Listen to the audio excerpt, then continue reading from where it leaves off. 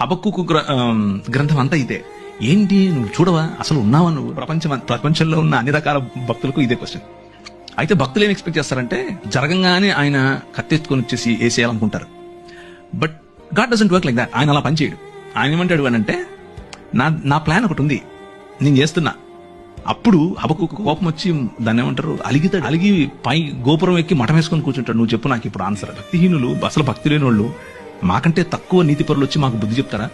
మేము హింసింపబడటం నీకు ఇష్టమా అని అడుగుతాడు ఈయన. ఏంటిది ఇలా చేస్తావా అంటే, దానికి ప్రభు ఏం చెప్తున్నాడు అని అంటే, నువ్వు చూస్తుండు, నేను చేస్తున్నా, నేను ఒక నూతన కార్యం చేస్తున్నా, అది వస్తుంది, అది జరుగుతుంది, you just need to see it. నన్ను క్షమించు, నాకు ఇప్పుడు అర్థమైంది.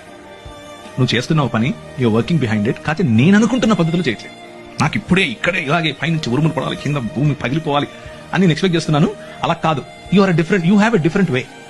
ఆ డిఫరెంట్ వేలో నువ్వు పనిచేస్తున్నావు అని గమనించిన తర్వాత హబక్కుకు ఏమంటాడంటే, సాలలో పశువులు లేకపోయినా, అంజూరపు చెట్లు ఫలించకపోయినా యెహోవా యందే నేను ఆనందిస్తాను. నువ్వు ఉన్నావు, నాకు అర్థమైపోయింది, నువ్వు చేస్తున్నావు, నమస్కారం స్వామి, నువ్వే చెయ్యి అని చెప్తున్నాడు.